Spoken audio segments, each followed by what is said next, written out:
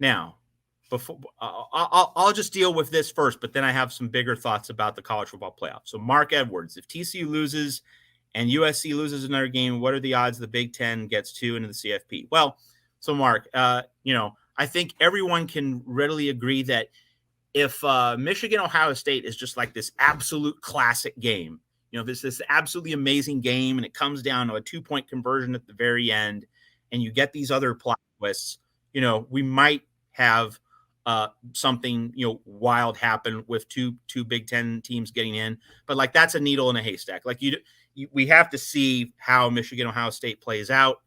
We have to see how the other games play out.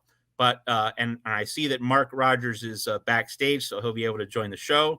But before Mark comes on, let me just say about the playoff that this is a really fascinating thing here for USC, because before the season and even during the season, the early parts of the season, I was very clear in saying this, and I was not alone among national pundits that this was not a year to expect the playoff. All right, just too thin on defense. Too many flaws in the roster, too much to overhaul. Like all the skepticism that visited USC early in the season and in the offseason, that was directed toward, this team's not even going to win 10 games. This team isn't going to even make the Pac-12 championship game.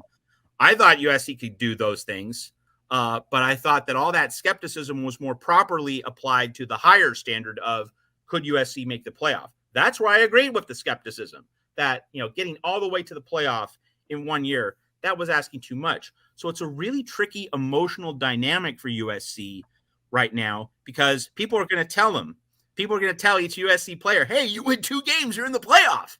And so it's going to be very easy for USC players to think, well, now we have the playoff, and if we don't get there, it's a disappointment. And that is the road to ruin. USC has just been doing great, playing its own game, just relishing the process of growing and achieving and pursuing the Pac-12 title. Like, the USC's first 2 non-conference games, Rice and Fresno State, like you're not thinking about the national picture. But now Notre Dame, stepping outside the conference, but playing Notre Dame, primetime, Chris Fowler, Kirk Herbstreit, ABC. There's going to be all the playoff hype. There's going to be all the playoff-related drama. But this should just be, hey, let's beat the Notre Dame Fighting Irish. And let's just keep on winning. Let's keep on improving. Let's keep on growing. Let's keep on showing how good we are.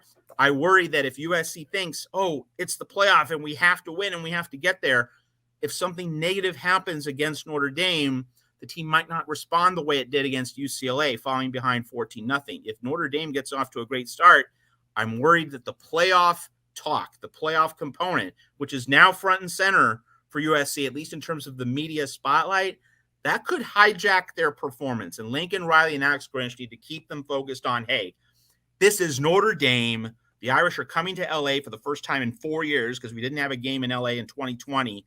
Let's just beat those Irish. Let's just send a message to the Irish.